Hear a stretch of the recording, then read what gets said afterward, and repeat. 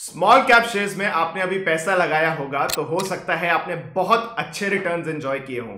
2020 के Covid crash से अब तक एस&पी बीएसई स्मॉल कैप इंडेक्स ने 270% का मैसिव रिटर्न दिया है। लेकिन ये एक और बात है कि इस पीरियड से पहले स्मॉल कैप शेयर होल्डर्स ने बहुत आंसू भी बहाए थे। 2007 के हाई से लेकर 2019 तक एक भी रुपए का रिटर्न नहीं दिया था इस इंडेक्स ने। मतलब 12 साल का एक पेनफुल पीरियड था जब एक भी रुपया नहीं बना था। रीसेंसी बायस को हटाकर अगर बात करें तो स्मॉल कैप जितने अट्रैक्टिव है ना, उससे कई ज्यादा रिस्की भी होते हैं। इसीलिए हमें स्मॉल कैप्स में इन्वेस्ट करते समय बहुत ध्यान से रिसर्च करनी चाहिए। नमस्कार दोस्तों, मैं हूं आपका दोस्त सीए कनन बहल और आपका स्वागत है बियॉन्ड बफेट के एक और नए एपिसोड में। आज के एपिसोड में हम सीखने वाले हैं कि स्मॉल कैप्स में कैसे इन्वेस्ट किया जाता है एक ऐसे एस इन्वेस्टर से जिनको स्मॉल कैप जार यानी स्मॉल कैप्स की दुनिया का बादशाह माना जाता है।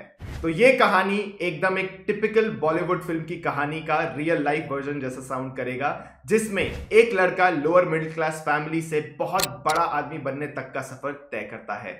आप सोच रहे होंगे कि मैं मजाक कर रहा हूं, but believe me, I am not kidding. But उन एस इन्वेस्टर्स के बारे में जानने से पहले मैं आपको हमारी इस सीरीज के बारे में बता देता हूं। यह सीरीज का नाम है बियॉन्ड बफेट। जब भी हम वर्ल्ड के most successful and famous investors की बात करते हैं, हमारे दिमाग में वॉरेन बफेट जी का नाम ही आता है। लेकिन ऐसे कई सारे इन्वेस्टर्स हैं जो शायद मिस्टर वॉरेन बफेट जितने फेमस ना हो, लेकिन उनकी स्टॉक मार्केट इन्वेस्टिंग जर्नी बहुत ही इंस्पिरेशनल है और लर्निंग से भरपूर है। इस सीरीज में हम ऐसे ही कुछ जीनियस इन्वेस्टर्स के बारे में बात करेंगे। हम उनकी ना सिर्फ इन्वेस्टमेंट जर्नी को डिस्कस करेंगे, बल्कि ये भी जानेंगे उनकी कौन सी स्ट्रैटेजीज थी और बिहेवियरल स्किल्स थी जो उन्हें बाकियों से अलग बनाती है और अमीर भी बनाती है। आपको और भी ऐसे इन्वेस्टर्स की वीडियोस हमारी बियॉन्ड बफेट प्लेलिस्ट में जाके मिल जाएगी। प्लेलिस्ट का लिंक आपको इस वीडियो के डिस्क्रिप्शन में मिल जाएगा। तो चलिए शुरू करते हैं। आज के इस एपिसोड में हम the famous fund manager from Kochi mister Porinju Veliyath के बारे में डिस्कस करेंगे। इस वीडियो में हम डिस्कस करेंगे पोरिंजू जी के अर्ली लाइफ, पोर्टफोलियो एंड की इन्वेस्टमेंट्स, इन्वेस्टिंग स्ट्रैटेजीज, इन्वेस्टिंग से जुड़ी कुछ मिस्टेक्स और हम उनसे क्या सीख सकते हैं। 6 जून 1962 को पोरिंजू वेलियात जी का जन्म कोची के एक लोअर मिडिल क्लास फैमिली में हुआ था। उनकी फैमिली के डीप फाइनेंशियल क्राइसिस के चलते उनको अपना घर बेचना पड़ा था लोन्स पे ऑफ करने के लिए। उन्हें जल्द ही रियलाइज हो गया था कि पैसा उनको कमाना कितना जरूरी है, इसलिए 16 इयर्स की उम्र में ही उन्होंने जॉब करना शुरू कर दिया था। पोरिंजू वेलियात ने अपनी पहली जॉब एज एन अकाउंटेंट करी, जिसमें उनको 1000 रुपए की सैलरी मिलती थी। अब इतने कम पैसों में कहां गुजारा हो सकता था, इसलिए उन्होंने एर्नाकुलम टेलीफोन एक्सचेंज को ज्वाइन किया, जहां उन्हें 2500 रुपीस की सैलरी मिली। इतनी मुश्किलों के बीच पोरिंजू जी ने अपनी पढ़ाई नहीं छोड़ी। अपने लॉ की डिग्री कंप्लीट करने के बाद बेटर जॉब अपॉर्चुनिटी के लिए 1919 में वो मुंबई आ गए। मुंबई में उन्होंने कोटक सिक्योरिटीज में एज अ फ्लोर ट्रेडर काम किया। वैसे तो उनके लिए ये फील्ड काफी नई थी, लेकिन उन्होंने हार नहीं मानी और स्टॉक मार्केट के बारे में सब समझा सीखा, जिससे उन्हें एक प्रोफेशनल ट्रेडर बनने में मदद मिली। फिर 1994 में पोरिंजू जी ने as a research analyst Parag Parikh Securities में काम किया और अगले 5 सालों में फंड मैनेजर भी बन गए। मुंबई की क्वालिटी ऑफ लाइफ से पोरिंजू जी खुश नहीं थे, इसलिए 1999 में वो कोची चले गए और वहीं से अपनी स्टॉक मार्केट की जर्नी कंटिन्यू करी। 2002 में उन्होंने अपनी portfolio management company equity intelligence शुरू करी। आज कंपनी पोरिंजू जी के और अपने 1500 क्लाइंट्स के 1815 करोड़ से भी ज्यादा पैसे मैनेज करती है, यानी एसेट अंडर मैनेजमेंट उनका 1850 करोड़ से भी ज्यादा का है। पोरिंजू जी की पहली significant investment Geojit financial services और शेयर्स शिपिंग जैसी लो प्राइस पे ट्रेड होने वाले स्टॉक्स में थी। उनकी third largest holding Hindware home innovation limited में है, जिसमें उनका 10% के आसपास स्टेक है। और इस साल अप्रैल में उन्होंने एडवेंसवा एंटरप्राइजेस में 5.69% स्टेक बाय किया और टीसीएम लिमिटेड में भी उन्होंने 1.3% स्टेक एक्वायर किया है। पोरिंजू जी ऑरम प्रॉपटेक लिमिटेड में और गति लिमिटेड में भी इन्वेस्टेड हैं। चलिए पोरिंजू जी के और भी इन्वेस्टमेंट्स के बारे में जानते हैं जो उन्होंने अपने और अपने क्लाइंट्स के लिए खरीदे हैं। As per the latest corporate holdings, पोरिंजू वेलियात जी की पर्सनल नेटवर्थ 151.3 करोड़ रुपीस है। पोरिंजू जी ने 18 पब्लिकली लिस्टेड कंपनीज में अक्रॉस सेक्टर्स इन्वेस्ट किया है, लेकिन ये 3 कंपनीज उनके पोर्टफोलियो का 55% से भी ज्यादा कॉन्स्टिट्यूट करती है। कौन सी है ये 3 कंपनीज? मिस्टर पॉरिंजू की सबसे बड़ी होल्डिंग है रेमंड लिमिटेड। रेमंड सिर्फ रेडीमेड टेक्सटाइल और एपरल्स जैसे कि शर्ट्स, ट्राउजर्स, जीन्स और ब्लैंकेट्स ही मैन्युफैक्चर नहीं करता। रेमंड लिमिटेड इंजीनियरिंग और एविएशन सेक्टर में भी काम करता है। इंजीनियरिंग सेक्टर में कंपनी ऑटो कंपोनेंट्स मैन्युफैक्चर करती है और एविएशन सेक्टर में रेमंड प्राइवेट जेट और हेलीकॉप्टर की सर्विसेज प्रोवाइड करती है। आज कंपनी की मार्केट वैल्यू 12,700 करोड़ है और कंपनी का शेयर 1956 के आसपास ट्रेड कर रहा है। लेकिन पॉरिंजू जी ने इस कंपनी में तब इन्वेस्ट करना शुरू किया जब कंपनी का मार्केट कैप सिर्फ 2,000 से 3,000 करोड़ के बीच में था और कंपनी के शेयर का प्राइस कुछ 350 से 400 के बीच में था। ऐसा पॉरिंजू जी ने कंपनी में क्या देख लिया था? पॉरिंजू जी का कहना है कि जब उन्होंने इन्वेस्ट किया था तब स्टॉक काफी अंडर वैल्यूड था। अंडर वैल्यूड स्टॉक्स का मतलब वो होता है जिनका मार्केट प्राइस उनकी इंट्रिंसिक वैल्यू से कम हो। मतलब ऐसे स्टॉक्स जो फंडामेंटली तो स्ट्रांग हो, प्रॉफिटेबल हो, स्ट्रांग एसेट्स हो, स्ट्रांग मैनेजमेंट हो, लेकिन ये सारे फैक्टर्स कंपनी के मार्केट प्राइस में रिफ्लेक्ट ना हो रहे हो। जब रेमंड का मार्केट कैप 2 से 3,000 करोड़ था तब कंपनी का एक कॉम्पिटिटर मान्यवर 20,000 करोड़ के मार्केट कैप पर अपने आईपीओ ला रहा था। एक तरफ रेमंड कई नए सेगमेंट्स में मार्केट लीडर था, कंपनी की नेशन वाइड प्रेजेंस थी और कंपनी का ऑलरेडी एक ब्रांड बन चुका था, और दूसरी तरफ एक नई कंपनी रेमंड की वैल्यूएशन से 10 टाइम्स ज्यादा वैल्यूएशन पर पैसा रेज कर रही थी। सेम इंडस्ट्रीज की 2 कंपनी की वैल्यूएशन में बहुत बड़ा गैप था, इसलिए पॉरिंजू जी ने इस स्टॉक में इतना हेविली इन्वेस्ट किया। पॉरिंजू जी के आप इस ट्वीट को देखिए जिसमें उन्होंने 16 फेब 2022 को ट्वीट करके कहा था कि मान्यवर का रेवेन्यू 800 करोड़ है और जो 23,000 करोड़ में लिस्ट हुई है, जबकि रेमंड का रेवेन्यू 5,600 करोड़ का है और उसकी मार्केट कैप सिर्फ 5,000 करोड़ की है। तो देखिए असल में इन्वेस्टिंग कितनी सिंपल है और हम उसे कितना ओवर कॉम्प्लिकेट कर देते हैं। बस ऐसी अपॉर्चुनिटीज को ढूंढने की पेशेंस होनी चाहिए हमें। हाल ही में गोदरेज कंज्यूमर प्रोडक्ट लिमिटेड ने रेमंड के एफएमसीजी बिजनेस को 2,800 करोड़ में एक्वायर किया था। तब मार्केट में रेमंड के बारे में काफी नेगेटिव सेंटिमेंट था और कंपनी के टॉप मैनेजमेंट पे भी काफी सवाल उठाए जा रहे थे, लेकिन पॉरिंजू जी ने रेमंड पर भरोसा रखा। दूसरी जो कंपनी उनके पोर्टफोलियो की सेकंड लार्जेस्ट होल्डिंग है उसका नाम है टाटा कम्युनिकेशंस। राकेश झुनझुनवाला जी की तरह पॉरिंजू जी को भी टाटा ग्रुप की कंपनीज पे बहुत भरोसा था। उनका कहना है कि टाटा ग्रुप के पास आज भी ऐसी कई सारी कंपनीज है जो इन्वेस्टर्स को अच्छा पैसा बनाकर दे सकती हैं। जैसे राकेश झुनझुनवाला जी को टाटा ग्रुप के टाइटन कंपनी पे भरोसा था, ठीक ऐसे ही पॉरिंजू जी को टाटा कम्युनिकेशंस पे भरोसा था।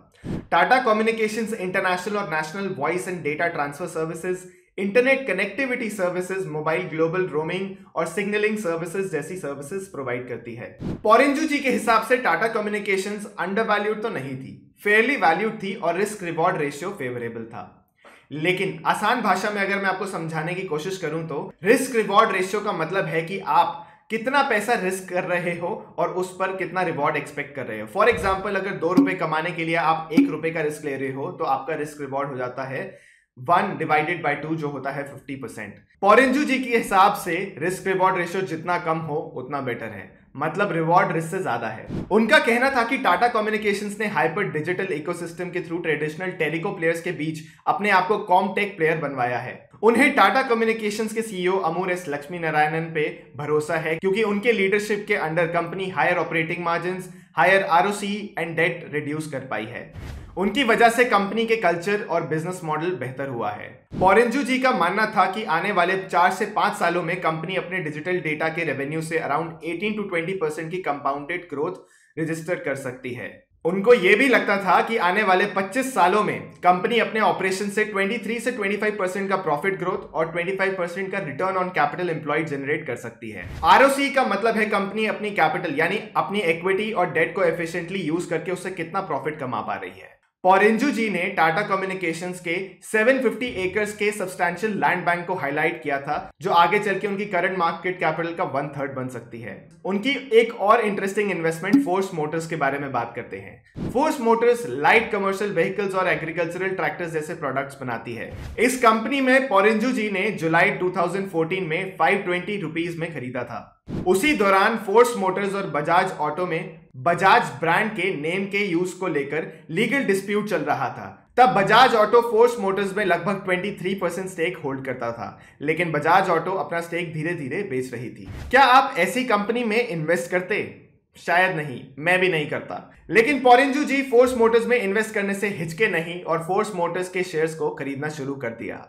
उन्हें फोर्स मोटर्स अंडर वैल्यूड लग रही थी। अब जिस कंपनी के पास 1000 करोड़ से भी ज्यादा के रिजर्व्स एंड सरप्लस हो, उस कंपनी की वैल्यूएशन अगर सिर्फ 500 करोड़ हो, मतलब कंपनी डेफिनेटली अंडर वैल्यूड है। और कंपनी आखिर एक बड़ी ब्रांड है। ऐसे ही कुछ फंडामेंटल्स देखकर पोरेंजू जी ने फोर्स मोटर्स को 520 के शेयर प्राइस पर खरीदा और धीरे धीरे फोर्स मोटर्स के प्रोमोटर्स ने कंपनी में हैवी बाइंग करनी शुरू कर दी, जिससे अगले 3 सालों में कंपनी का शेयर प्राइस 4600 तक टच कर गया, मतलब कुछ 8 टाइम्स से भी ज्यादा की रिटर्न। जियोजीत में भी स्टेक परचेज करने की बड़ी इंटरेस्टिंग स्टोरी है। ईयर 1999 में जब पोरेंजू जी मुंबई से वापस केरला शिफ्ट हुए थे, उन्होंने जियोजीत फाइनेंशियल सर्विसेज में 8% स्टेक को एक्वायर किया था। तब कंपनी का शेयर सिर्फ सिंगल डिजिट में ट्रेड किया करता था और वैल्यूएशन सिर्फ 2.5 करोड़ थी। ईयर 98-99 में कंपनी का प्रॉफिट सिर्फ 95 लाख रुपीस था, मतलब जियोजीत सिर्फ 2.5 की पीई पे ट्रेड हो रहा था। पोरेंजू जी ने सिंपल मैथ्स अप्लाई की। कंपनी उस टाइम 45 लाख का डिविडेंड पे करती थी, जो 18% का डिविडेंड यील्ड हुआ। अब मार्केट में इतना ज्यादा डिविडेंड यील्ड देने वाली कंपनी मिलना with honest top management and no debt, वो भी 2.5 करोड़ की वैल्यूएशन पे, ऑब्वियसली एक इन्वेस्टेबल कंपनी हुई। लेकिन इन सब स्टॉक्स को सिलेक्ट करने के पीछे पोरेंजू जी की इन्वेस्टमेंट स्ट्रैटेजी क्या रहती है, अब इसकी भी बात कर ही लेते हैं। पोरेंजू जी मल्टी बैगर स्टॉक्स आइडेंटिफाई करने के लिए फेमस हैं। मल्टी बैगर स्टॉक्स फाइंड करने के लिए वो वैल्यू इन्वेस्टिंग को फॉलो करते हैं। वैल्यू इन्वेस्टिंग का मतलब सिर्फ उन शेयर्स में पैसा लगाना जहां उनका दाम उनकी असली कीमत यानी इंट्रिंसिक वैल्यू से कम हो। वो मानते हैं कि value investing is buying rupee worth of assets bye paying a few पैसा। इसी आइडियोलॉजी को फॉलो करते हुए अडानी ग्रुप कंपनीज के ओवर वैल्यूएशन होने के चलते उन्होंने उन कंपनीज में इन्वेस्ट नहीं किया था। पोरेंजू जी ऐसी कंपनीज में इन्वेस्ट करते हैं जिसके बारे में कोई मार्केट में बात ही ना कर रहा हो, कोई चर्चा ही ना हो उनके बारे में, और ना ही उनमें एफआईआईज इन्वेस्ट करते हैं। अब ये तो जाहिर है कि अगर कोई स्टॉक फेमस नहीं है तो उसमें बाइंग भी कम होगी, और अगर बाइंग कम होगी तो चांसेस हैं कि कंपनी का स्टॉक प्राइस भी अंडर वैल्यूड ही हो, है ना। दूसरी स्ट्रैटेजी थी to invest in small cap and mid cap stocks. Porinju ji ऐसी कंपनीज को लेके काफी ऑप्टिमिस्टिक हैं। उनका कहना है कि लार्ज कैप कंपनीज में इन्वेस्टमेंट करके आप एक बड़ा अल्फा नहीं जनरेट कर सकते। इसको समझने के लिए इस ग्राफ को देखिए। जब भी एक कंपनी इंट्रोडक्शन स्टेज या ग्रोथ स्टेज पे होती है, उसकी ग्रो करने की चांसेस ज्यादा होती हैं। लेकिन एक बार जब कंपनी मैच्योरिटी स्टेज पे पहुंच जाती है तो कंपनी ग्रो करती है, लेकिन बहुत कम रेट पर। अब जनरली जो भी कंपनी सिर्फ फर्स्ट 2 स्टेजेस पे है वो स्मॉल कैप और मिड कैप कंपनीज की कैटेगरी में फॉल होती हैं, और जो मैच्योरिटी स्टेज पे आ जाती हैं वो लार्ज कैप कंपनीज होती हैं। वैसे कोई थंब रूल नहीं है, लेकिन अगर आप तब इन्वेस्ट करते हैं जब कंपनीज फर्स्ट 2 स्टेजेस में है तो आपको ज्यादा रिटर्न मिलने के चांसेस होते हैं। लेकिन स्मॉल कैप और मिड कैप कंपनीज में इन्वेस्ट करना रिस्की भी हो सकता है, क्योंकि अभी कंपनी एक्सप्लोरिंग और ग्रोइंग स्टेज में है। तीसरा पैरामीटर जो काफी दिग्गज इन्वेस्टर्स भी मानते हैं वो है leadership quality of the top management. जब भी स्मॉल कैप और मिड कैप कंपनीज में इन्वेस्ट करना हो तब ये पॉइंट बहुत इंपॉर्टेंट रोल प्ले करता है, क्योंकि आखिर वो मैनेजमेंट ही है जो कंपनी को इंट्रोडक्शन और ग्रोइंग स्टेज में सरवाइव करने में मदद कर सकती है। उनका कहना है कि small cap and mid cap companies की कॉर्पोरेट गवर्नेंस स्टैंडर्ड्स में काफी एक अच्छा शिफ्ट उनको देखने को मिल रहा है with the emergence of newer generation of promoters. Porinju ji का मानना यह है कि एक इन्वेस्टर अपना पैसा उन्हीं प्रमोटर्स के साथ बना सकता है जो पब्लिक शेयर होल्डर्स के साथ अपनी वेल्थ क्रिएशन जर्नी शेयर करने का विजन रखते हो। टाटा कम्युनिकेशंस में इन्वेस्ट करने का एक यही बड़ा रीजन था उनका। लेकिन स्टॉक मार्केट एक ऐसी जगह है जहां हर कोई, फिर चाहे वो रिटेल इन्वेस्टर हो या पोरेंजू जी जैसे बड़े इन्वेस्टर्स हो, गलती हर किसी से होती है। तो चलिए उनके कुछ एक इन्वेस्टिंग मिस्टेक्स के बारे में जानते हैं। वैल्यू इन्वेस्टिंग से कम नोन स्टॉक्स में इन्वेस्ट करके स्मॉल और मिड कैप कंपनीज में इन्वेस्ट करके पोरेंजू जी ने अपनी नेटवर्थ बिल्ड करी है। लेकिन इसी टेक्निक और स्ट्रैटेजी से उनको और उनके क्लाइंट्स को भारी नुकसान भी हुआ है। अपनी अंडरवैल्यूड स्टॉक्स में इन्वेस्ट करने की स्ट्रैटेजी को फॉलो करते हुए उन्होंने लील इलेक्ट्रिकल्स लिमिटेड में इन्वेस्ट तब किया था जब स्टॉक प्राइस 80% गिर चुका था। लील इलेक्ट्रिकल्स लिमिटेड एसीज और रेडिएटर्स के लिए एवेपोरेटर्स और कंडेंसर कॉइल्स मैन्युफैक्चर करती थी। लील में इन्वेस्ट करते वक्त पोरेंजू जी को कंपनी के strong fundamental, strong cash flow, longer term operating track record और large number of manufacturing plants पसंद आया था। इसीलिए 2017 में पोरेंजू जी ने लील में 5.4% स्टेक खरीदा था, जो 2018 के फरवरी एंड तक 8% तक बढ़ गया था। 2017 के सितंबर क्वार्टर में कंपनी ने अपना स्टेक हैवेल्स को सेल किया, जिससे उन्हें 946 करोड़ का गेन हुआ। लेकिन उसके कुछ एक क्वार्टर्स बाद कंपनी ने 310 करोड़ का कुछ एक गेन जो था वो रिवर्स कर दिया, ये कह के कि ये उस स्टेक सेल की जो डील थी उसके एक्सपेंसेस हैं। इस स्टेक को बेचने के बाद, इस ट्रांजैक्शन के खत्म होने के बाद कंपनी की फाइनेंशियल हेल्थ और खराब होने लग गई। कंपनी के प्रोमोटर्स ने कुछ 313 करोड़ उनकी दूसरी हैवी डेट बिजनेसेस में डाइवर्ट कर दिए थे। इन्हीं वजहों से सेबी ने कंपनी में फॉरेंसिक ऑडिट करवाया और इसी बीच कंपनी के टॉप लेवल एग्जीक्यूटिव्स ने रिजाइन कर दिया था। इससे कंपनी की रेपुटेशन पर डैमेज आया और इवेंचुअली कंपनी के शेयर प्राइस पर भी इंपैक्ट आया। बट जब तक पोरेंजू जी को रियलाइज होता कि कंपनी में कुछ गड़बड़ है, तब तक लेट हो चुका था और उन्हें और उनके इन्वेस्टर्स को हैवी लॉसेस बियर करने पड़े। ये तो सिर्फ एक एग्जाम्पल है, ऐसे कई गलतियां बड़े बड़े इन्वेस्टर्स करते हैं, बिल्कुल हम रिटेल इन्वेस्टर्स की तरह। इसीलिए हमें दूसरे इन्वेस्टर्स को ब्लाइंडली फॉलो नहीं करना चाहिए और उनकी गलतियों से सीखना चाहिए। पोरेंजू जी की major investment small cap stocks में होती हैं और जैसे कि हम सब जानते हैं कि जब कोविड-19 में इंडियन इकोनॉमी के साथ साथ वर्ल्ड इकोनॉमी भी डाउन हो गई थी और उसका इंपैक्ट सबसे ज्यादा हमें स्मॉल कैप स्टॉक्स पर देखने को मिला था। इसलिए पोरेंजू जी का पोर्टफोलियो ऑलमोस्ट 50% गिरकर 48 करोड़ पे आ गया था। बट वही पोर्टफोलियो सितंबर 2021 में ऑलमोस्ट 4 टाइम्स से भी ज्यादा बढ़कर 213 करोड़ भी पहुंच गया था। तो इससे हम जैसे इन्वेस्टर्स क्या सीख सकते हैं? पहला, हम ये सीख सकते हैं कि स्मॉल कैप में इन्वेस्ट करना एक लॉन्ग टर्म गेम है और वेल्थ क्रिएट करने के लिए स्टॉक्स में इन्वेस्टेड रहना होगा। पोरेंजू जी वॉरेन बफेट के इस कोट को मानते हैं, जहां वॉरेन बफेट जी कहते हैं, Nobody buys a farm based on whether they think it's going to rain the next year, because they buy it because they think it's a good investment over the next 10 to 20 years. मतलब market में short term में correction तो आएगा ही, पर investors को उन correction को accept करना चाहिए और कंपनी के फ्यूचर को देख के उसमें इन्वेस्ट करना चाहिए। पोरेंजू जी कहते हैं कि हम इंडियन इन्वेस्टर्स बेयरिश नहीं हो सकते क्योंकि इंडियन इकोनॉमी अभी सिर्फ $2 ट्रिलियन के आसपास की है, जो आगे जाके 10 से 12% से ग्रो होनी चाहिए। दूसरा, उनकी लील इलेक्ट्रिकल्स की इन्वेस्टमेंट से हमें यह भी सीखने को मिलता है कि इन्वेस्टर को कंपनी में हो रहे चेंजेस को फॉलो करते रहना चाहिए, जैसे कि प्रोमोटर्स और टॉप मैनेजमेंट का चेंज होना, उनका कंपनी को लेकर विजन को चेंज होना। इसके साथ साथ कंपनी का बिजनेस मॉडल और कंपनी के फंडामेंटल्स को देखकर उसे कंपनी की मार्केट वैल्यू के साथ कंपेयर करना चाहिए और फिर जो कंपनी अंडर वैल्यूड लगे उसमें राइट टाइम पर बाय करना चाहिए। चौथा, पोरेंजू जी एक्टिवली ट्रेडिंग भी करते थे। उन्होंने अपना ट्रेडिंग करियर लगभग जीरो कैपिटल के साथ शुरू किया था और ऑलमोस्ट 3 बारी बैंकरप्ट हुए थे। फिर उन्होंने वैल्यू इन्वेस्टिंग के बारे में समझा और उसको अपनाया। इसी तरह हमें भी इन्वेस्टिंग स्टाइल को समझ के एनालाइज करना चाहिए और जरूरत पड़ने पे उसे चेंज भी करना चाहिए, उससे हिचकना नहीं चाहिए। वैसे आपको एक बात बताऊं, 1980 में लोन के प्रेशर से जिस घर को उनकी फैमिली ने बेच दिया था, उसी घर को पोरेंजू जी ने 2015 में फिर से खरीदा और एक फार्म हाउस में कन्वर्ट करके अभी वहीं पर रहते हैं। थी ना ये एक टिपिकल बॉलीवुड फिल्म की कहानी। सो बस इसी के साथ आज का ये वीडियो यहीं खत्म करते हैं। अगर आप हमारे साथ यहां तक बने हुए हैं तो कमेंट्स में जरूर जाइएगा और हमें बताइएगा कि आपको हमारी ये वीडियो कैसी लगी। आशा करता हूं कि ये वीडियो आपको पसंद आई होगी। हम ऐसे ही बियॉन्ड बफेट की सीरीज में और सक्सेसफुल इन्वेस्टर्स की स्टोरीज लाते रहेंगे। दोस्तों याद रखिएगा कि ये वीडियो सिर्फ एजुकेशनल पॉइंट ऑफ व्यू से बनाया गया है और किसी भी तरीके की इन्वेस्टमेंट एडवाइस या फिर बाय सेल या होल्ड रिकमेंडेशन नहीं है। और हाँ, ग्रो के चैनल को आपने अभी तक सब्सक्राइब नहीं किया है तो जरूर कर दीजिएगा। मिलते हैं अगली वीडियो में जल्द ही। जय हिंद।